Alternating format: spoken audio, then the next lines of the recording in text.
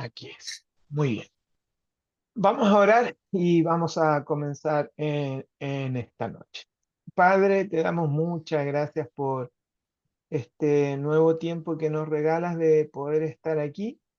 Te pido que nos ayudes, por favor, que bendigas nuestras vidas y que sobre todas las cosas al ir a tu palabra, Señor, tú puedas hablar a nuestras vidas y ayudarnos de una manera especial.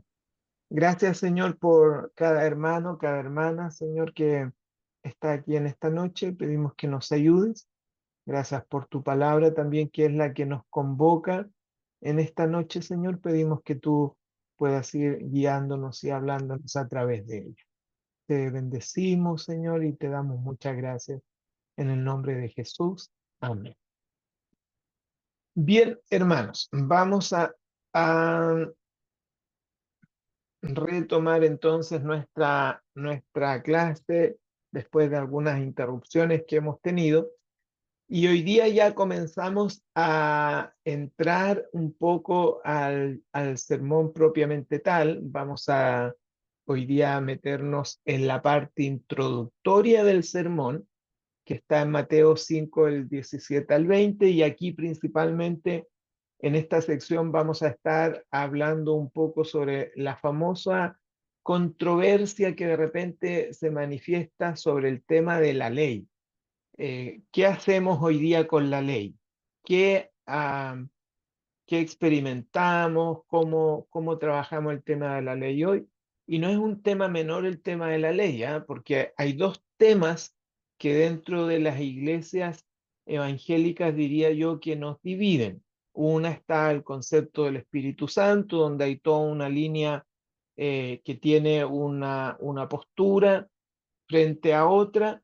Y el otro concepto importante que diría yo que divide a las iglesias evangélicas, o por lo menos, tal vez no quiero decir que las divida, pero las separa en distintas corrientes, justamente tiene que ver con este tema de qué pasa con la ley en la actualidad y cómo de alguna manera nosotros respondemos hoy día a ese tema de la ley. Por lo tanto, en la clase 7 va a hablar, el tema principal es la justicia, pero se introduce a través de un tema que tiene que ver con la ley que vamos a revisar en la clase de hoy. También vamos a echarle una miradita o por lo menos algunas consideraciones sobre el tema de la tarea pasada. No quiero mencionar a personas, pero estoy leyendo sus tareas y la verdad que el nivel de reflexiones de algunas de las tareas que han llegado están excelentes, muy buenas. De hecho, hay algunas que he ido sacando, apartando algunas cositas para mis apuntes allí, para mis archivos. Así que les animo porque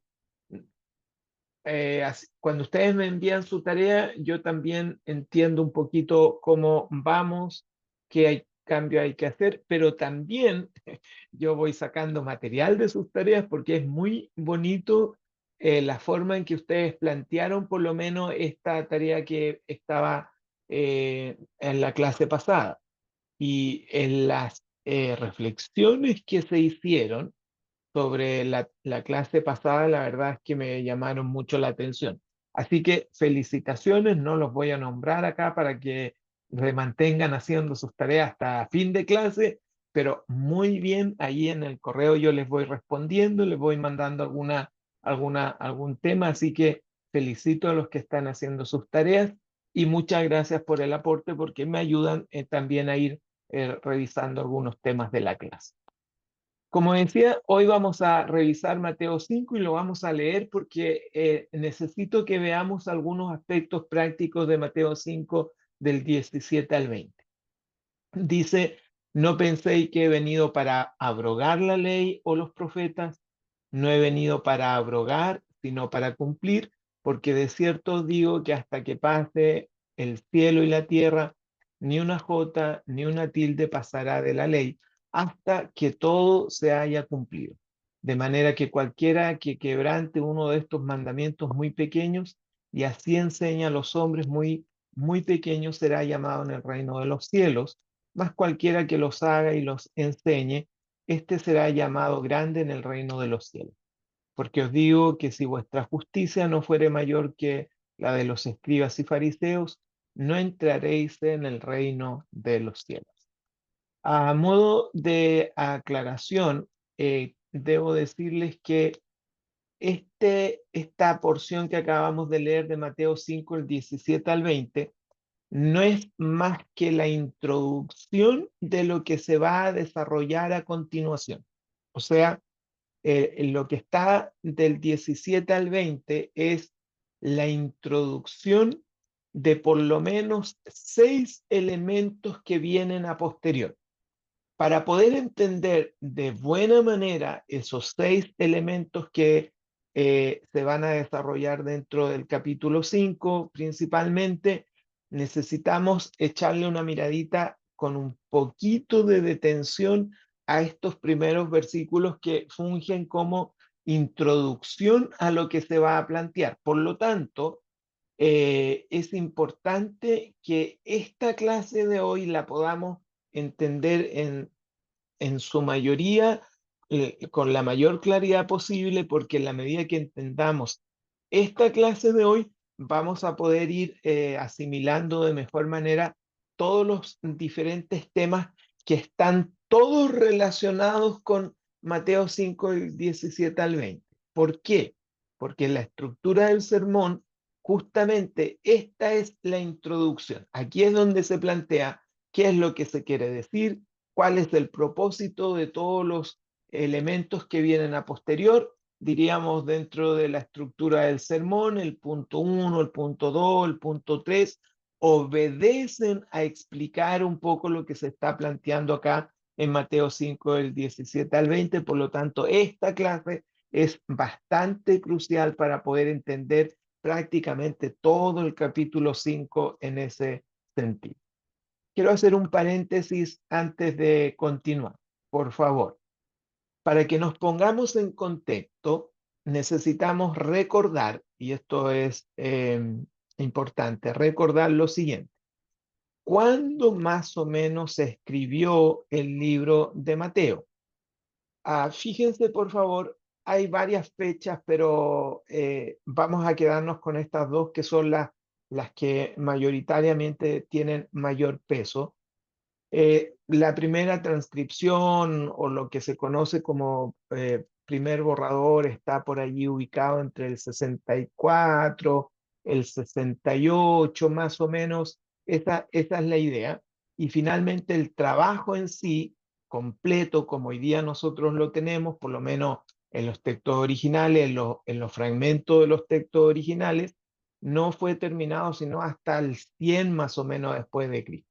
Ahora, esto es importante que ustedes lo puedan asimilar, porque cuando nosotros estamos leyendo el libro de Mateo, estamos leyendo un escrito que fue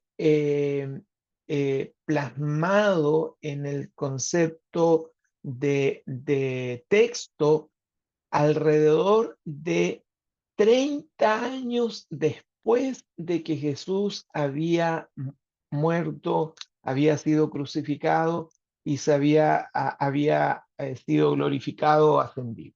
Fíjense, por favor, de manera muy, muy, muy importante, hay que recordar que el libro de Mateo, cuando nosotros lo estamos leyendo, es un libro que es escrito, ya sea en su primera revisión como en su finalización, por lo menos vamos a tirarlo por la parte más baja, la más baja, 35 años después de que Jesús había ascendido, 35 años. Y es interesante esto porque también sabemos a través de los estudios, sabemos de que cuando se escribe el libro de Mateo, como suele pasar con todos los escritos de la Biblia, tenía destinatarios bastante identificados, o sea, se tenía claridad a quién estaba siendo escrito, en este caso, el libro de Mateo. Y en el caso del libro de Mateo, básicamente quienes están recibiendo este libro, este escrito como primeros destinatarios, era todo el mundo judeo-cristiano, vale decir, todavía personas que experimentaban, que vivían en el judaísmo, pero que estaban comenzando a abrazar o ya habían abrazado el cristianismo, pero con una profunda, con un profundo pensamiento, con una profunda lógica, todavía desde la perspectiva judía. Y eso es muy importante porque cuando nosotros entendemos esto, entonces gran parte de lo que plantea Mateo comienza a tener sentido. Entonces, dos elementos a modo de paréntesis que quiero hacer recordatorio con ustedes. Primero, que el libro de Mateo en su fecha más próxima a la ascensión de Cristo fue escrito por lo menos 35 años posterior a la ascensión de Jesús. Y lo segundo que es muy importante, los primeros destinatarios, los que primero estaba pensado que recibieran este libro, eran personas con pensamiento judío, con costumbres judías, con conocimiento del judaísmo, pero que estaban abrazando el concepto del cristianismo en ese tiempo. Eh, y es muy importante porque en su mayoría, estas comunidades compuestas por judeo-cristianos, se sabe que estaban en un periodo complejo ya abierto de persecución. Muchos de ellos ya habían prácticamente sido expulsados del concepto de la sinagoga, o sea, ya se había de alguna manera expresado este elemento de oposición a este nuevo pensamiento que, aun cuando nacía del judaísmo, pero que estaban identificándose o queriendo identificarse con Cristo. Cierro el paréntesis porque entonces eso nos permite ir a lo siguiente. Fíjense, por favor, Mateo 5 del 17 al 20 básicamente como estructura tiene dos elementos. El primero, podríamos decir que es el más fácil, más fácil entre comillas. El segundo tal vez es un poquito más complejo. El primero tiene que ver con cómo se identificó Cristo o qué pensaba él o sobre qué función se manifestó él sobre el tema de la ley. Y el segundo, que es el que yo les decía en la introducción, que se ha prestado un poco para controversias, para divisiones de distintos pensamientos, qué sé yo, tiene que ver con este concepto, entonces, ¿qué pasa al cristiano con la ley? Por lo tanto, vamos a echarle una miradita a estos dos elementos. Obviamente, vamos a partir por la relación o cómo se manifiesta Cristo con el tema de la ley. Eso lo encontramos del 17 al 18. Fíjense, por favor, el primer problema que encontramos aquí, que deja ver el escrito, es que en los tiempos en que se escribe esto principalmente, al igual que en el tiempo de hoy, las personas que querían hablar de algún aspecto, principalmente hablando de lo religioso, tenían que tener algún elemento que le respaldara. Vamos a hablar de credenciales, tenía que tener, o sea, la pregunta que alguien, cuando alguien se ponía a hablar de lo religioso en ese tiempo, la primera pregunta que recibía era, bueno, de con qué autoridad tú estás hablando esto. En otras palabras, esta consulta o esta pregunta tendría que ver cuáles son tus credenciales, quién te enseñó, bajo qué línea aprendiste, bajo qué línea fuiste formado, o sea, dónde está tu autoridad.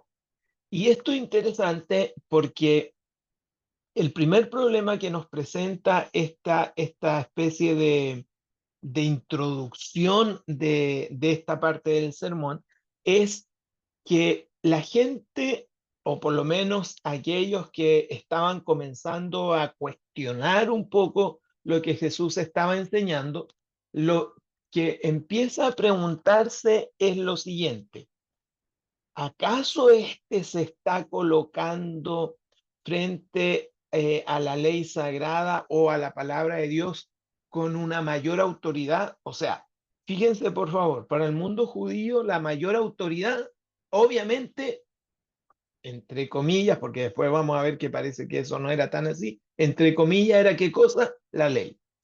Y cuando Jesús comienza a enseñar, la gente comienza a decir, a ver, ¿qué es lo que está haciendo este hombre? ¿Acaso se está colocando inclusive por sobre la autoridad de la ley? Porque aquí es donde comienza a hacer algunas situaciones. Entonces, el primer conflicto que sucede aquí es que algunos pensaban, y así se ve por lo menos en Mateo, en todo el libro de Mateo, no solamente en esta porción, que algunos pensaban que Jesús se estaba colocando con una autoridad mayor inclusive a la de la ley. Y eso, para un pensamiento judío, para personas que habían sido formados en eso, absolutamente era incomprensible, era absolutamente imposible que alguien se pudiese poner por sobre la ley.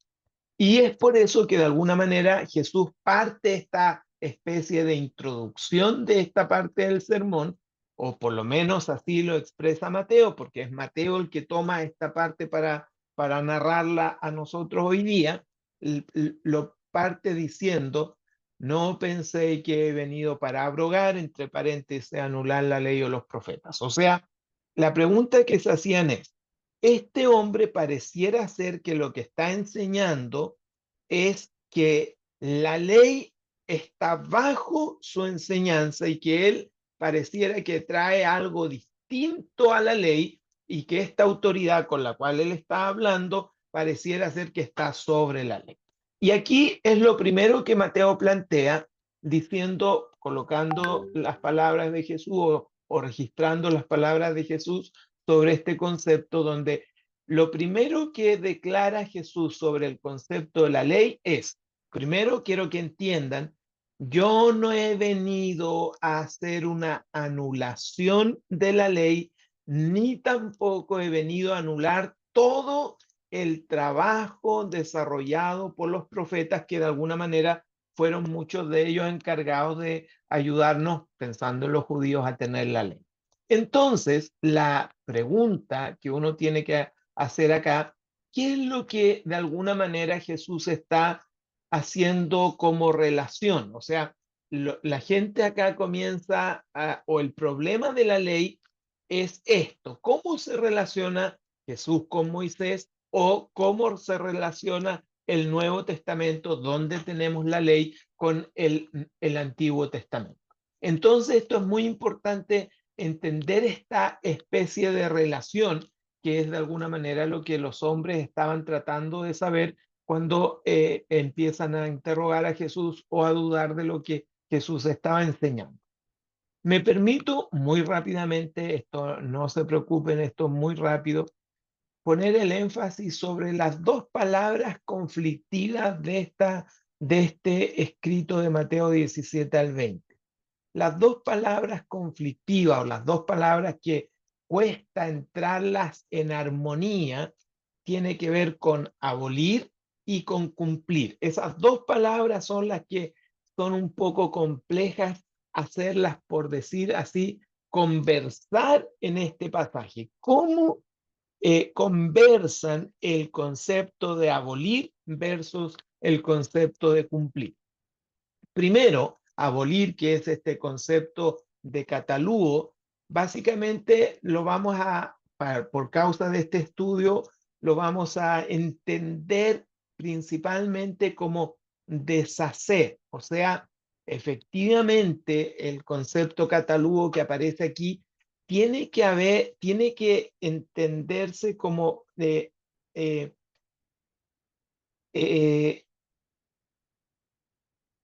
a ver, no hacer algo, pero a la vez no quebrantarlo.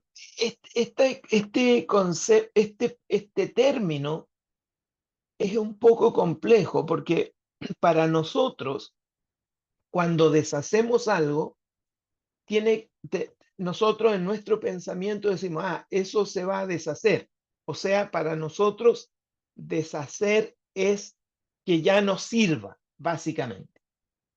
Pero en el concepto griego, el concepto catalúo, que la Reina Valera lo traduce como abolir, otros lo traducen como anular. Esto es muy importante porque tiene este sentido de no observar o de quebrantar. Piensen, por favor, en eso. Cuando Jesús dice, yo no he venido para no observar, o yo no he venido a quebrantar la ley, ese concepto se pone en oposición, por decirlo así, con el concepto cumplir. ¿Por qué? Porque de alguna manera lo que Jesús está diciendo, yo no he venido a no cumplir, a no abolir la ley, a deshacerla, sino que yo he venido a cumplir. El problema de esto y el concepto de cumplir es lo siguiente. Y aquí, por eso digo que este no es un tema tan simple, ni yo pretendo tampoco resolverlo en esta noche por causa de este estudio, pero es interesante que ustedes puedan entender por qué es complejo hacer la combinación de escuchar a Jesús en el escrito de Mateo, decir, yo he venido a cumplir la ley, no la he venido a anular. ¿Por qué es complicado? Porque la interpretación que según Jesús hizo o hace de este pasaje tiene tres elementos importantes que hay que destacar.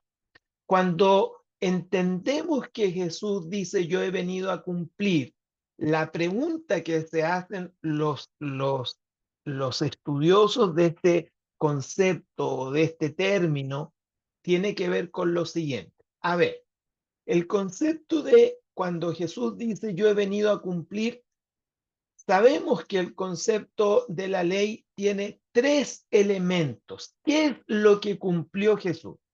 Jesús cumplió la ley con lo que él hizo, vale decir, con elementos externos, con acciones que requiere la ley.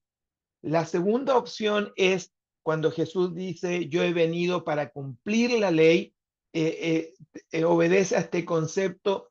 Jesús vino a cumplir la ley en lo que él enseñaba, en lo que él vino a enseñar sobre el reino de Dios. O el otro elemento también que es necesario considerarlo acá es que el cumplimiento de la ley en Jesús era ni más ni menos que el mismo. O sea, eh, el hecho de que Él haya venido, de que Él haya descendido, de que Él haya de alguna manera cumplido lo que los profetas decían y hablaban en el Antiguo Testamento sobre alguien que vendría. Entonces la pregunta es, ¿Jesús cumplió la ley solo por el hecho de ser Él a quien toda la ley y los profetas apuntaban?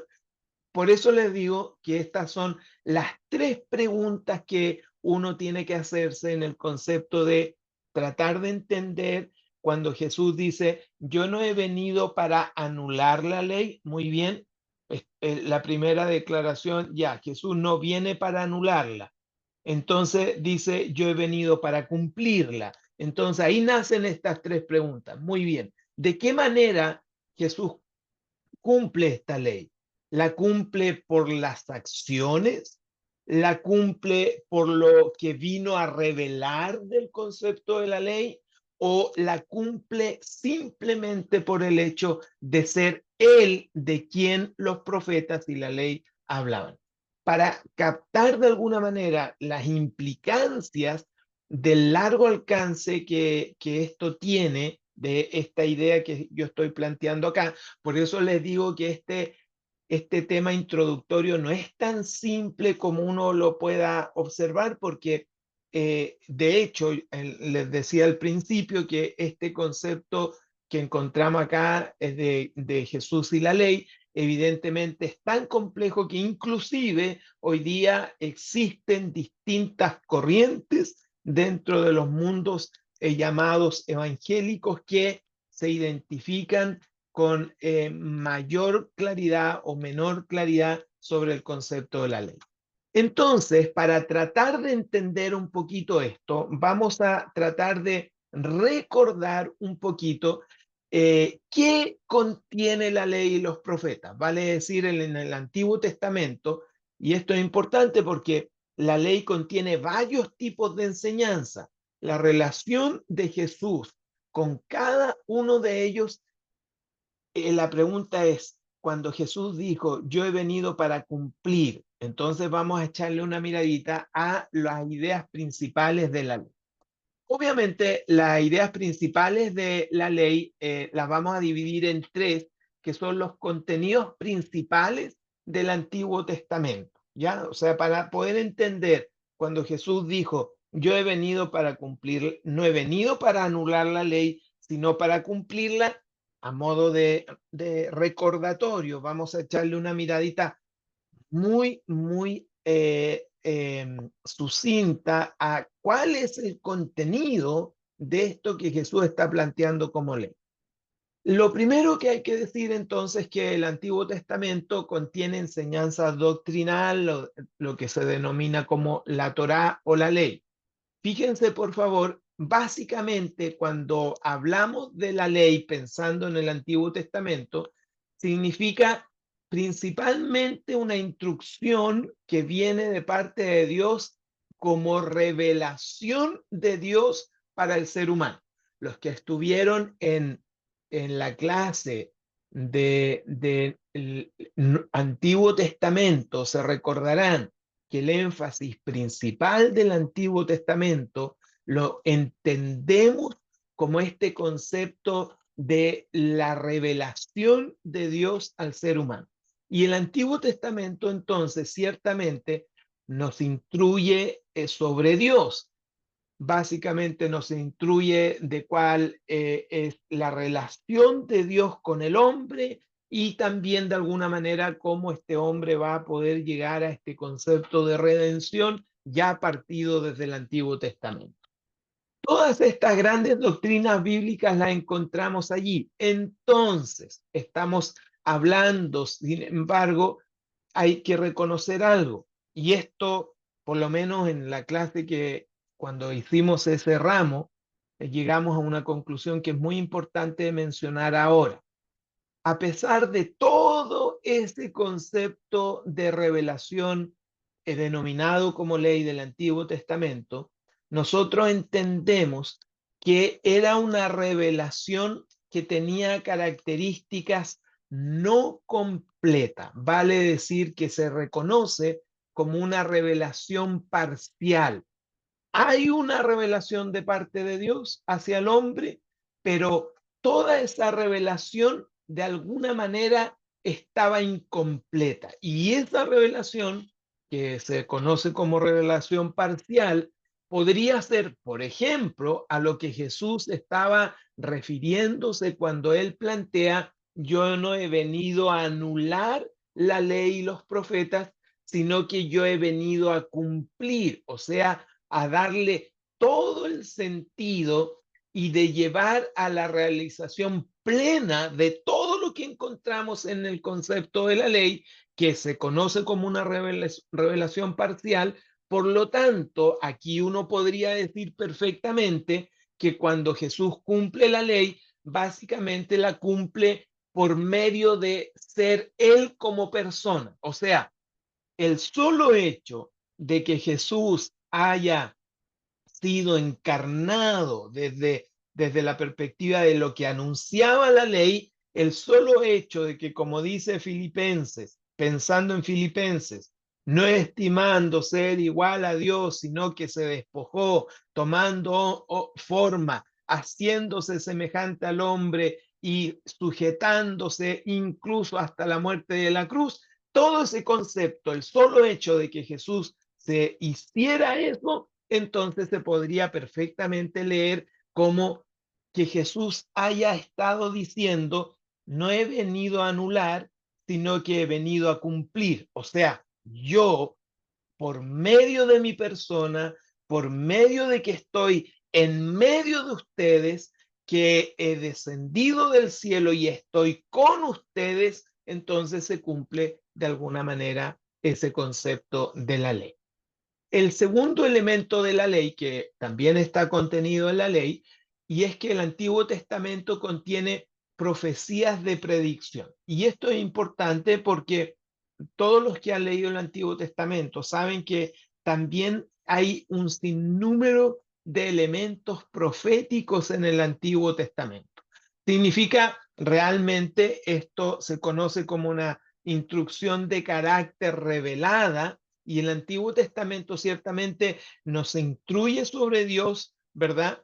Y finalmente se reconoce como esa idea de que Dios estaba dando a conocer elementos que estaban en desconocimiento del hombre, que el hombre no los sabía ni los podía entender, pero que a través de hombres llamados profetas, qué sé yo, va relacionando o revelando este concepto de aquello que se conoce como profecía, básicamente de predicción sobre elementos desconocidos para el ser humano, pero que de alguna manera se cumplirían. Y esto es importante porque mucho del Antiguo Testamento se conoce también como profecías de doble referencia, que tenían que ver que una parte de la profecía era para el tiempo que se estaba escribiendo y otra parte de la profecía tenía que ver en algunas hasta la llegada del Mesías, en otras hasta la llegada del Espíritu Santo, en otras hasta la venida de Jesús. O sea, las profecías tenían esta connotación de que no solamente estaban expresadas para el tiempo para el cual estaban viviendo, sino en esta característica que se conoce como profecías de doble referencia, que tenían que ver con estos elementos que vendrían al final de los tiempos, muchos de ellos.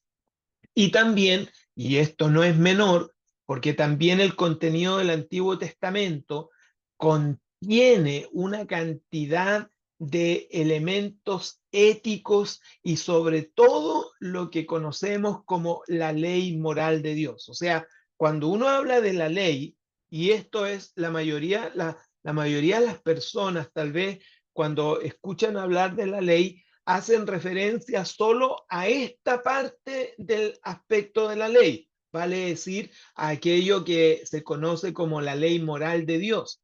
Pero como ustedes vieron, cuando hablamos de la ley, estamos hablando de elementos mucho más allá que simplemente la ley moral de Dios. Estamos hablando entonces de elementos de enseñanza, de revelación de Dios, o sea, conociendo a Dios a través de la ley, tenemos estos elementos también que funcionaban como elementos de profecía, que muchos de ellos tenían esta característica de doble referencia, apuntando a la venida del Mesías, apuntando a la venida del Espíritu Santo, apuntando inclusive a la creación de la iglesia, como era este concepto del nuevo Israel, etcétera, etcétera. Y en tercer elemento, y que creo yo que es el que más se asocia con el tema de la ley, el concepto de la moralidad o de aquello que de alguna manera Dios le pide al ser humano que haga. Entonces, fíjense por favor, porque en el amplio espectro de la ley tenemos tres elementos. Cuando Jesús dice, yo no he venido a anular la ley, ya sabemos que no solamente se estaba refiriendo a lo moral, sino también se estaba refiriendo al elemento amplio de la ley. Y a modo de resumen, ese elemento amplio de la ley tiene que ver con la revelación de Dios al hombre, o sea, la ley contenía cómo Dios se estaba revelando al hombre, eso era parte de la ley. La ley contenía también muchos elementos de la profecía sobre el Mesías, etcétera, etcétera. Y la ley también obviamente contenía elementos de la moral de Dios o estos preceptos éticos que hoy día se conocen en ese sentido. Entonces, cuando vemos la ley sobre Jesús, pensando en esa primera división de esta introducción, cuando vemos la ley sobre Jesús, debemos decir entonces a modo de conclusión lo siguiente. Cuando Jesús dice, yo no he venido a anular la ley, sino que la he venido a cumplir, entonces debemos entender que Jesús estaba hablando del amplio espectro del concepto de la ley. Vale decir, Jesús seguía revelando a Dios, y esto es interesante porque en muchas ocasiones Jesús le dijo a sus discípulos, cuando decían a algunos de sus discípulos, mira, Señor, te pedimos una sola cosa, muéstranos al Padre y estamos listos, estamos arreglados. Y Jesús, ¿qué le decía?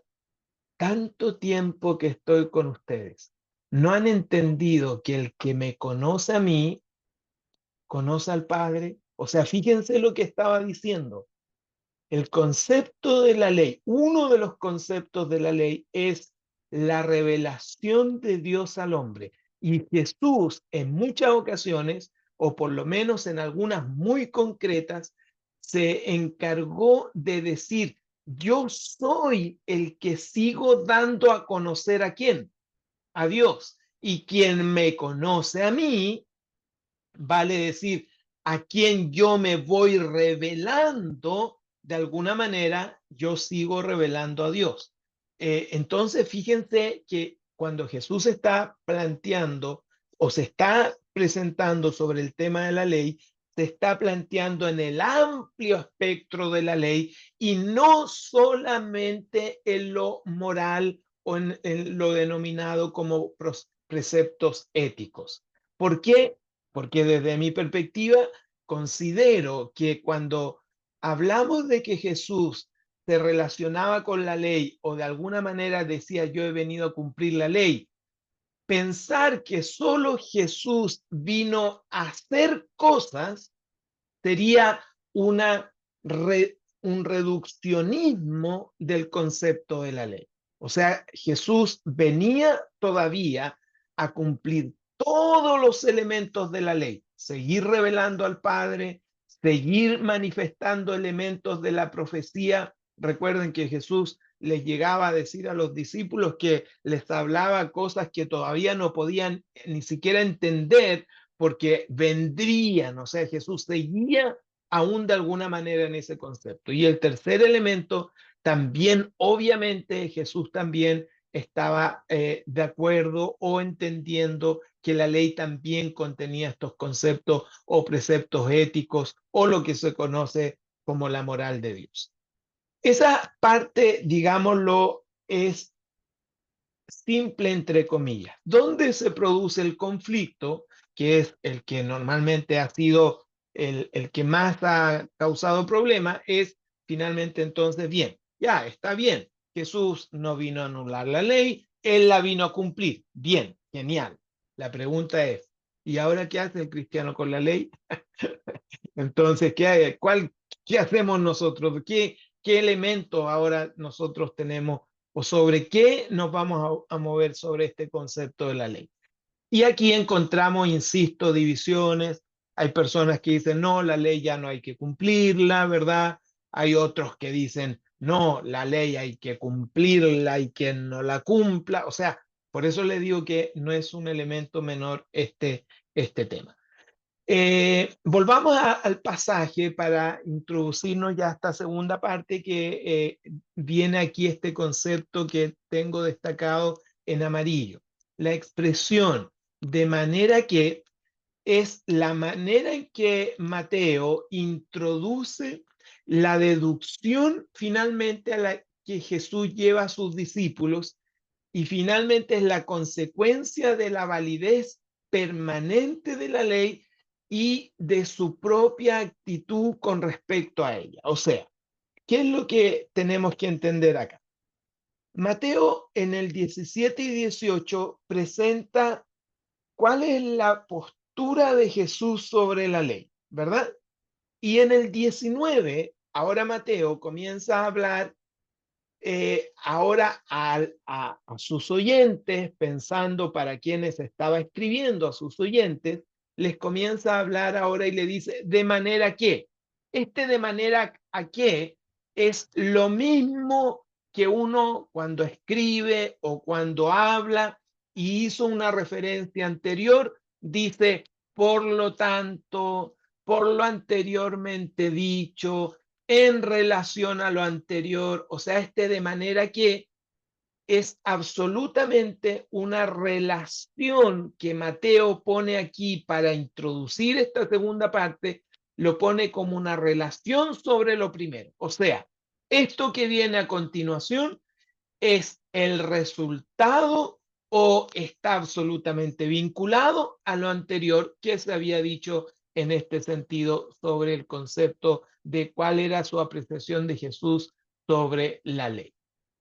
Y aquí es donde lo primero que nosotros tenemos que mencionar, sin todavía llegar a grandes conclusiones, lo primero que tenemos que mencionar es que Mateo está haciendo una conexión tremenda entre el gran tema que comenzó a desarrollar al principio, cuando hicimos la introducción al sermón, que tenía que ver con el tema del reino de Dios, ¿verdad? Hace una conexión súper importante entre este concepto de reino de Dios y la ley. Y esto es muy importante recordarlo porque de alguna manera, de manera que la grandeza en el reino de Dios, según Mateo, y esta es una forma distinta que se plantea acá, según Mateo, la grandeza en el reino de Dios va a ser medida según conforme o no las personas se mantengan en este concepto de la ley. Por eso les digo que este pasaje es un pasaje controversial, es un pasaje que es difícil en el abordaje porque necesitamos tomar algunas decisiones que las vamos a ver al final. Fíjense, por favor, cuando a Spurgeon también desarrolla o trabaja el Sermón del Monte y toca algunos temas, dice que la grandeza en el reino de Cristo lo plantea de esta manera. Está ordenada de acuerdo a la obediencia. La pregunta que uno tiene que hacerse aquí es la siguiente. ¿Obedecer qué cosa? ¿A qué se está refiriendo este concepto de obediencia? Ahora, ¿dónde o cómo el escritor, en este caso Mateo, plantea el desafío de la obediencia? Y lo plantea llevándonos al terreno de la justicia. Y si la cosa venía media complicada, aquí se complica un poco más. Cuando Mateo quiere hablar de cómo entonces nosotros ahora nos relacionamos con la ley, nos lleva al terreno de la justicia. O sea, fíjense por favor. Mateo dice lo siguiente, piensen o síganme en esto por favor. Para hablar de la ley y de la sujeción o no a la ley, necesitamos mirar nuestra justicia, o sea, evaluar cuán justo o injusto estamos siendo. ¿Por qué? Porque Mateo hace este concepto de que lleva para evaluar el tema de cómo estamos andando en este concepto de la ley, nos lleva al campo de la justicia y dice el 20, porque os digo que si vuestra justicia, o sea, aquí es donde usa este elemento, si vuestra justicia no fuere mayor que la de los escribas y fariseos, no entraréis en el reino de los cielos. Vuelvo a leer, porque os digo que si vuestra justicia no fuere mayor que la de los escribas y fariseos, no entraréis en el reino de los cielos. Jesús ahora pareciera ser que va muchísimo más lejos que el tema de la ley. O sea, miren, el tema es la ley en la conversación que Jesús estaba teniendo con las personas que estaban allí. Pero Jesús, por un momento, abandona el tema de la ley y lleva a la gente a pensar en algo con lo cual Jesús va a tratar de explicar la relación del cristiano con la ley, que es el concepto de la justicia. O sea, Jesús, con respecto a ellos, a los que estaban allí, en vez de seguirles confrontando con la ley, les lleva a un paso un poco más lejos que simplemente la ley y los mete en el tema de la justicia. No solo finalmente se determina la grandeza en el reino por medio de una justicia conforme a la ley, y esto es lo que Jesús está planteando acá, sino que también el ingreso en el reino es imposible sin una justicia mejor. Y pone como ejemplo la justicia de los fariseos y escribas versus una justicia que denomina como una justicia que fuera mayor. La pregunta que uno tiene que hacerse acá entonces, ¿cuál es esa justicia mayor? Que es finalmente la que le permitirá a una persona entrar al reino de los cielos. Pero seguramente uno podría preguntarse, y aquellos que han leído, estudiado tal vez un poco sobre los fariseos, uno tendría que decir, pero ¿acaso los fariseos no eran súper conocedores o son conocidos porque tenían una justicia bastante alta? ¿No era la obediencia a la ley de Dios finalmente la pasión que dominó sus vidas? Porque de alguna manera los fariseos estaban comprometidos aparentemente a cumplir la ley de Dios. Fíjense, estos mismos fariseos escribas son los que de alguna manera habían calculado que la ley contenía 248 mandamientos y 365 prohibiciones y aspiraron a guardarlos. O sea, estamos hablando de, entre comillas, o por lo menos en el pensamiento que se tenía en ese tiempo, de que si alguien se podía hablar de hacer justo o querer hacer justicia, se podía pensar en los fariseos porque se supone que ellos querían cumplir la ley, pero de una manera tremenda, de una manera organizada, de una manera estudiada, de una manera súper legalista. O sea, si hay alguien que quería cumplir la ley, eso eran los fariseos. Y Jesús dice lo siguiente en el escrito de Mateo. Vean la justicia de los fariseos. O sea, los fariseos tenían una justicia. Y Jesús le dice, pero resulta que para entrar al reino de los cielos se necesita de una justicia que sea mayor a la justicia de los fariseos. La pregunta ¿es mayor a la que los fariseos estaban haciendo o se trata de una justicia distinta? Vamos a echarle una miradita aquí. Entonces, podemos decir, eh, en ese sentido, que lo que Jesús estaba afirmando en primera instancia es que tuvo sin duda que haber sido asombrado por sus primeros oyentes, del mismo modo que nos asombra hoy. La respuesta a esta pregunta, vale decir, a la pregunta de cuál es la justicia mayor a la de los fariseos, tiene que ver con esta idea de la justicia farisaica. Podemos decir que no es el éxito finalmente que el cristiano resida en guardar de los 240 mandamientos, mientras los mejores fariseos solo hubieran logrado llegar a 230. O sea, pareciera ser que Jesús no está diciendo, mira, si tú guardas 240, y ellos guardan 2:30, entonces tú le ganaste a los fariseos. No es, pareciera ser que Jesús no está planteando este concepto como una competencia.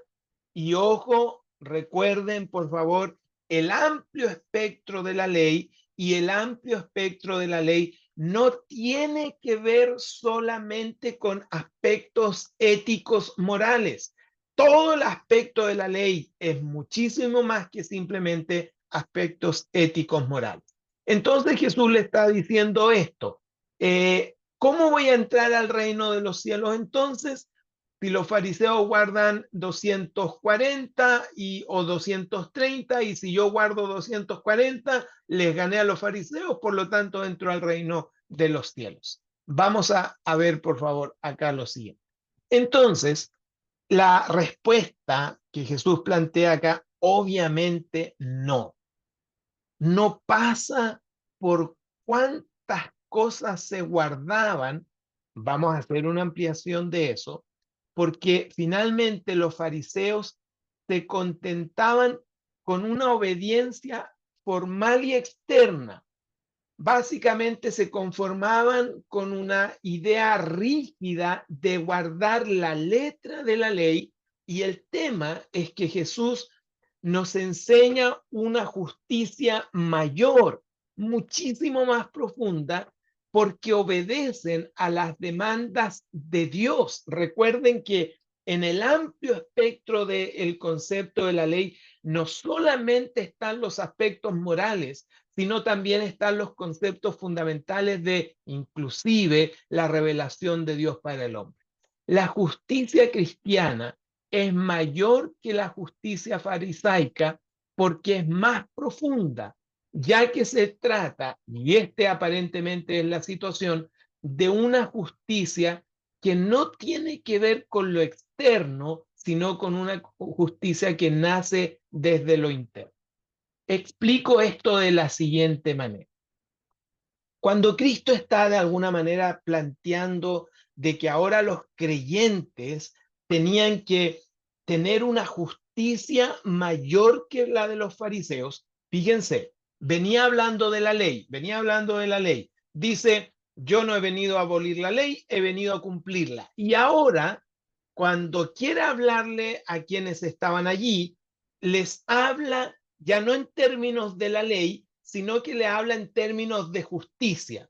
Y es interesante hacer un repaso del concepto de la ley referente a la obra de Cristo. ¿Por qué? Porque cuando entendemos la justicia que es la que le agrada, es justicia que de alguna manera consideramos que es una justicia interior, de pensamiento, de motivación, básicamente porque la justicia que agrada a Dios y va a permitir entrar a los hombres al reino de los cielos, que es lo que Mateo está planteando acá, tiene que ver con que es una justicia donde Dios la ve o la mira en el corazón. Fue una nueva justicia de corazón la que los profetas mencionaron como una de las bendiciones de la era mesiánica. Y esto es muy importante.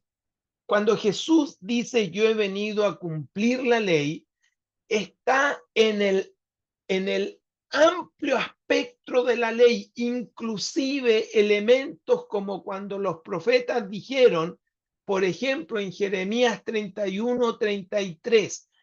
Fíjense, por favor, esto está en el concepto del cumplimiento de la ley. Dice, daré mi ley en su mente y la escribiré en su corazón. Ahora, ¿sobre qué elemento está hablando Jeremías? ¿Sobre qué elemento? Sobre la ley. Fíjense, por favor. Y está diciendo que cuando venga el Mesías, la ley ya no será un elemento externo, sino que la ley se convertirá en un elemento interno. Ahora, ¿cómo se producirá ese elemento interno de la ley? ¿Cómo? ¿Cómo va a ser posible que esto que antes existía, digámoslo de manera externa, ¿cómo va a ser posible que ahora esto exista de manera interna? Y vamos a la ley nuevamente, que tiene que ver con los profetas, porque Ezequiel 36:27 nos relata un elemento profético maravilloso que dice, esto está en profecía, pensando en Ezequiel, está en profecía, dice, pondré dentro de vosotros mi espíritu y haré que andéis en mis estatutos. O sea, fíjense por favor, cuando Jesús dice, yo no he venido para anular la ley, sino que he venido para cumplirla, no solamente se está refiriendo a elementos éticos o morales, se está refiriendo al amplio espectro de la ley, inclusive a aquellos elementos de carácter profético, por ejemplo, con el tema del Mesías. ¿Y qué encontramos acá en el elemento profético con el Mesías? Leámoslo ahora, de atrás para adelante. Leamos. ¿Qué sucederá primero desde la perspectiva profética? Ya el Espíritu de Dios estará en nosotros, ya no fuera de nosotros, sino que estará en nosotros. El Espíritu de Dios que estará en nosotros colocará su ley en nuestra mente y en nuestro corazón. Ya no va a estar escrita en un papel, ya no va a estar escrita en un rollo, sino que va a estar escrita en nuestra mente y en nuestro corazón, o sea, en nuestro interior. Y miren la última parte, leyendo de atrás hacia adelante. Por lo tanto, desde allí, cuando esta profecía se cumpla, Dios comenzará a ver al hombre ya no desde lo externo, sino desde dónde, desde lo interior.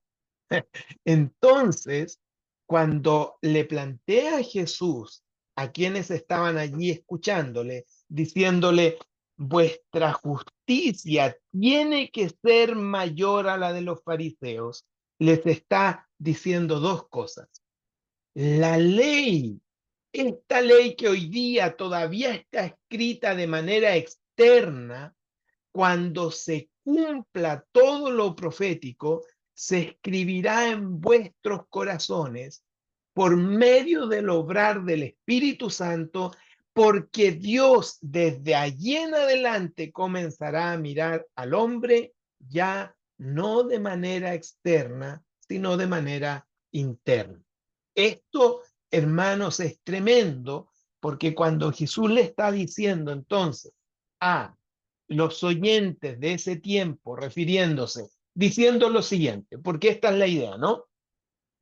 A ver, no piensen que yo he venido a anular la ley. Ya, los escribas y fariseos dicen, ya, ¿cuántos preceptos hay que cumplir? Porque para ellos aparentemente la ley era solamente el concepto de qué hay que hacer y qué no hay que hacer. O sea, el último elemento de la ley, lo ético, lo moral.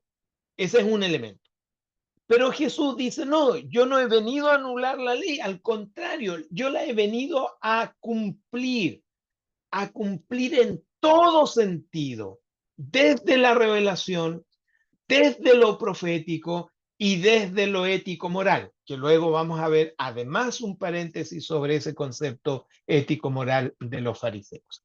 Entonces, fíjense por favor, la obra de Cristo, pensando como cuando Jesús dice, yo he venido a cumplir la ley, básicamente esto es la obra de Cristo. El Espíritu Santo que va a ser derramado y va a ser puesto en el corazón de los seres humanos, va a seguir. Y aquí es donde está la pregunta. Y esto a mí me llama la atención, porque la pregunta que muchas veces se hace en esto, la gente dice, oiga, pastor, bueno, y hay que seguir guardando la ley, ¿o no? Pero muchas veces esa pregunta, casi como los fariseos, sigue pensando todavía solamente en un aspecto. ¿Cuál aspecto? En lo ético-moral. No en lo amplio de la ley. Esa ley donde Dios sigue revelándose, porque la ley tiene cosa importante que decir sobre la revelación de Dios. Entonces, decir, yo quiero estar bajo la ley, implica también, yo quiero que Dios se siga, ¿qué cosa? Revelando a mi vida, porque eso contempla la ley. Yo quiero estar bajo la ley, quiero que todavía creo, por ejemplo, en profecías que aún no se han cumplido. El domingo cuando participábamos de la cena decíamos, queda tal vez una de las elementos proféticos más maravillosos al cual estamos esperando. ¿Cuál es ese? Cuando Cristo venga. Eso es el concepto de la ley. Eso es de experimentar la ley. Y el Espíritu Santo, lejos de hacer que nosotros nos apartemos de la ley, el Espíritu Santo desea que la ley se coloque en nuestra mente y en nuestro corazón.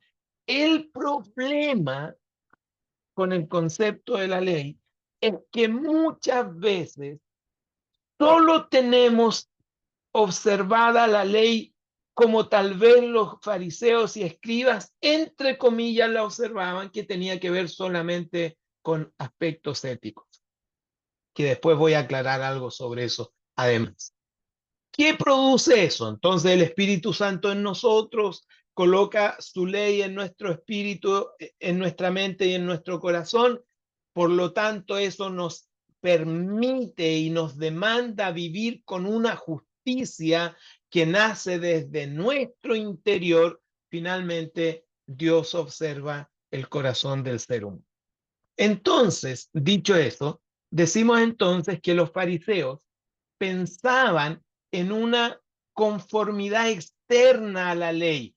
Ellos pensaban que si guardamos cosas externas, elementos externos, con eso era suficiente y con eso estábamos al otro lado. Jesús, por lo que está diciendo aquí Mateo, Jesús fue todavía muchísimo más radical, porque si bien los fariseos pedían más o menos obediencia, él pedía obediencia más profunda. Ahora bien, en esta obediencia profunda, que es la que Jesús le está planteando a sus seguidores, porque es la justicia mayor a la de los fariseos, solo es posible, y aquí creo que es bueno decirlo y mencionarlo, solo es posible para quienes tengan el Espíritu Santo en su interior. Y esto es súper importante entenderlo. Por esto es que es imposible, piensen en esto, es imposible entrar al reino de Dios sin una justicia mayor que la de los escribas y fariseos. Dicho eso, en otras palabras, es imposible entrar al reino de Dios sin que el Espíritu Santo nos haya entregado una vida nueva, que es de alguna manera el cumplimiento fundamental de la obra de Dios en nuestras vidas. Porque tal justicia es evidencia finalmente del nuevo nacimiento.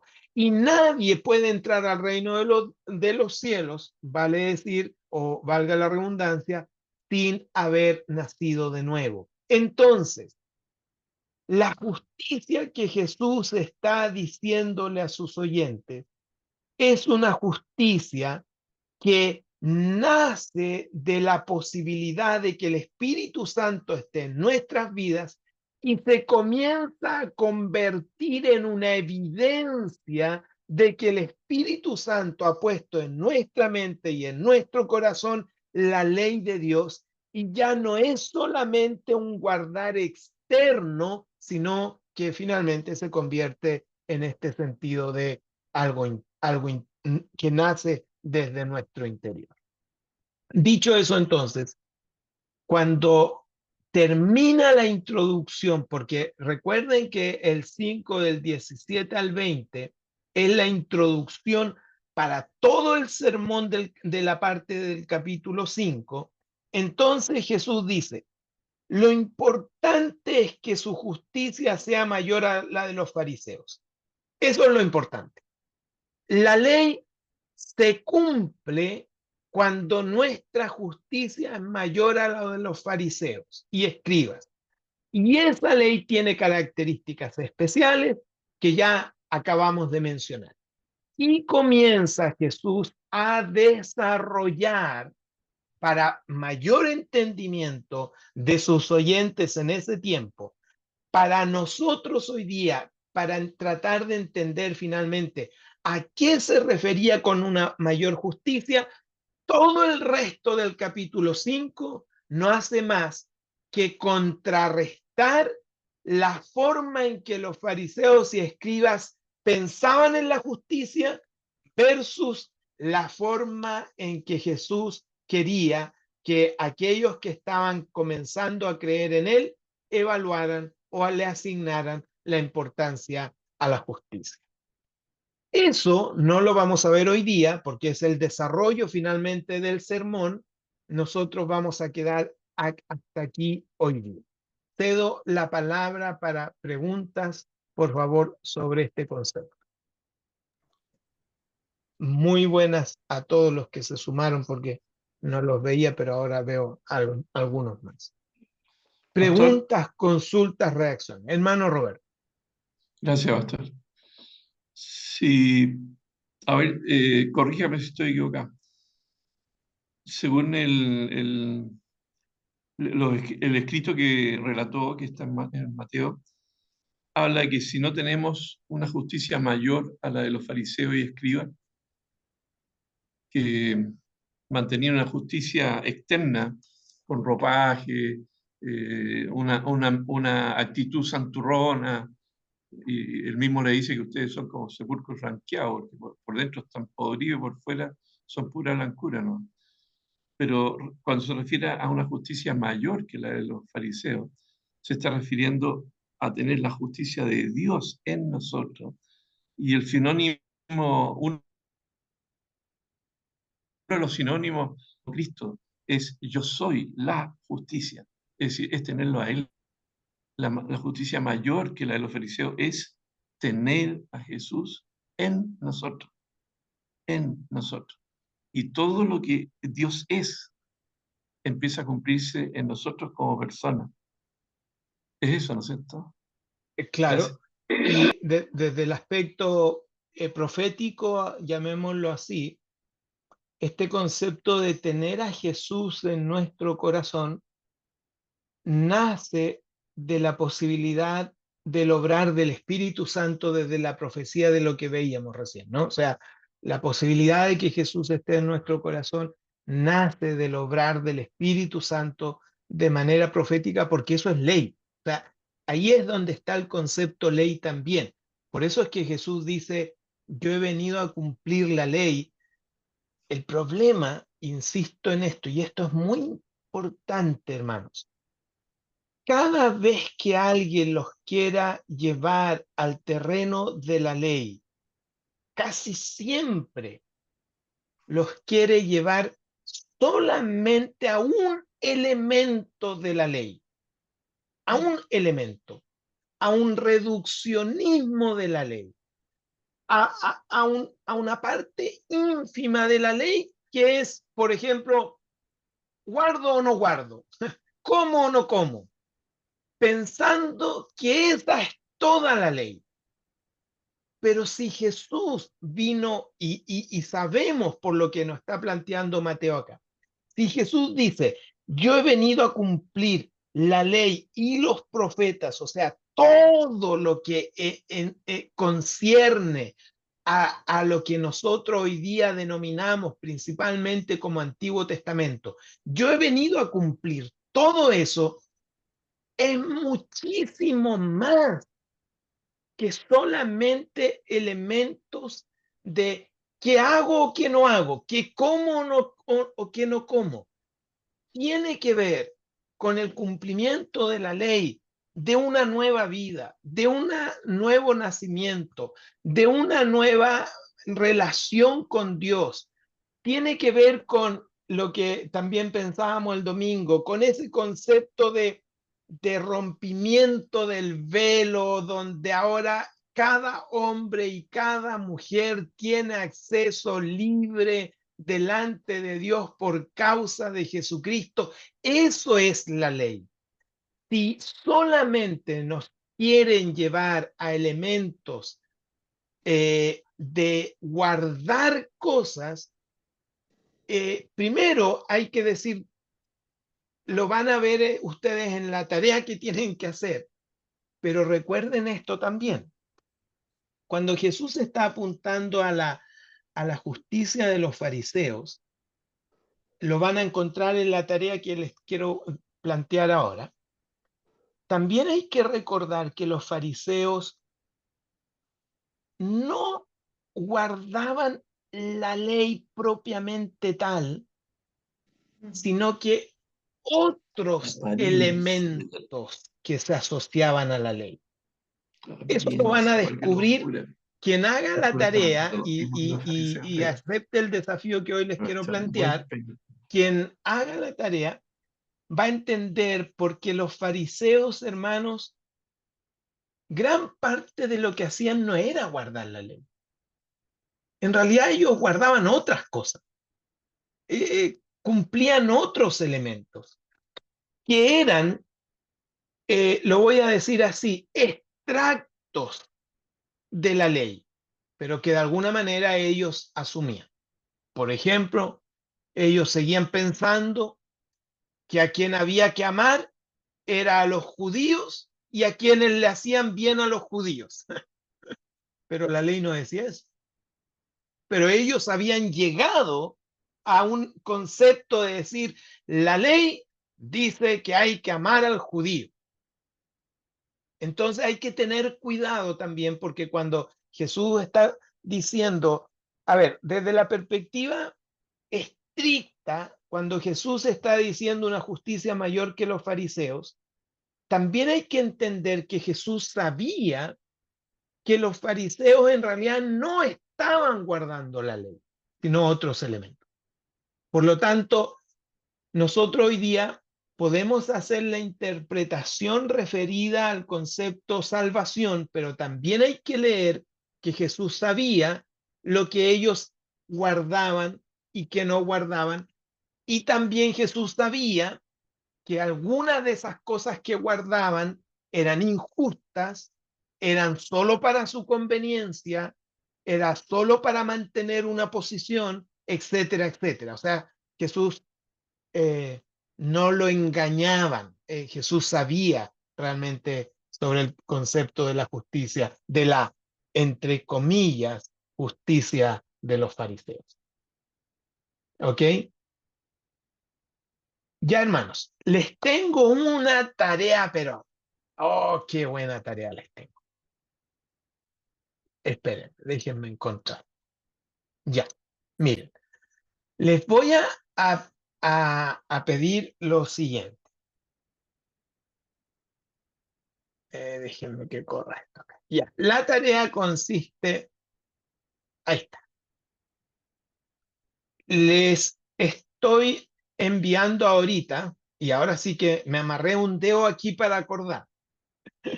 Me amarré el dedo. Ahorita les envío una hoja de lectura que es la preparación de la clase 8. Escúchenme bien, por favor. En la clase 8 vamos a ver los 6 elementos que fueron introducidos hoy día. Escuche bien, lo que vimos hoy día es solo la introducción, no que yo la esté haciendo, sino que la estructura del sermón, Mateo 5 del 17 al 20, están planteados como la introducción a todo lo que viene abajo. Por lo tanto, lo que vamos a hacer es que en la clase 8 vamos a revisar los 6 elementos o las 6 antítesis que Jesús plantea para respaldar lo que acaba de decir en Mateo 17 al 20. Porque Jesús o Mateo en el escrito hace lo siguiente. Mateo 17 al 20 plantea, digámoslo así, plantea la hipótesis y todo el resto del capítulo comienza a dar elementos para respaldar la hipótesis planteada en los versículos que hoy día estamos revisando. Entonces, en la hojita de lectura que dice lectura de preparación clase 8, ustedes van a poder echarle una miradita a cuáles son los criterios que se necesitan tener al menos conocimiento para observar las 6 antítesis que vienen en el capítulo 5. Entonces, en la clase 8, vale decir la próxima clase, lo que vamos a hacer es lo siguiente. Vamos a conversar de las 6 antítesis, pero ustedes tienen que haber leído esta hojita, porque si no, no van a aprovechar la clase. No es una gran lectura, pero les va a permitir tener más o menos algunos criterios para poder ir a ver luego las antítesis. Y lo que quiero es que en la próxima clase las revisemos las 6. Vienen 3 preguntas o 4 preguntas en la hojita que según lo que yo vea, porque de aquí al viernes o el domingo, último plazo, los que me envíen su tarea con las respuestas, me voy a dar cuenta en las respuestas qué elemento tiene mayor dificultad de la hojita que yo le mandé y ese lo vamos a repasar el día de la clase de la clase 8. ¿Ya? Entonces, la tarea consiste en leer la hojita que le voy a mandar, responder las preguntas de la hojita y en lo posible me la envíe para que yo pueda ver dónde estuvo el mayor problema y lo repasamos juntitos en la clase número 8. ¿Les parece? Así que ese es el desafío. Y necesito hacerles una pregunta porque aquí ya me están escribiendo. Ah, verdad. Me están haciendo recuerdo de algo, que el próximo martes es feriado. ¿Sabían ustedes, verdad? El próximo martes es feriado. Ya, la pregunta, o lo mando como encuesta mejor. Sí, lo voy a mandar como encuesta porque aquí no voy a poder tener. Si me preguntan, a mí me gustaría tener clases porque hemos perdido algunas clases, pero como siempre digo yo, mando la encuesta y nos sujetamos a la encuesta. Y usted respóndala tranquilamente, no se haga problema. Nadie lo va a juzgar si dice que no, ni tampoco nadie lo va a juzgar si dice que sí, ¿ya? Porque la idea es que entiendo que a veces algunas familias tienen o se preparan con algunos temas especiales para cuando son feriados y está bien. Pero ahí voy a ver, según el porcentaje que tengamos, para ver si el martes tenemos clases o no tenemos clases. ¿Le parece? Yo creo, pastor, que las Cármenes van a faltar a clase. Las Cármenes, sí, ¿verdad? Que es algo así de las Cármenes. Bien, hermanos, Dios les bendiga muchísimo. Qué alegría verles. Espero que sigan pensando en esto, meditando en esto y que el Señor les bendiga en sus tareitas. Te las voy a enviar ahora mismo para que ya la comiencen a leer. Un placer como siempre. Voy a detener la grabación.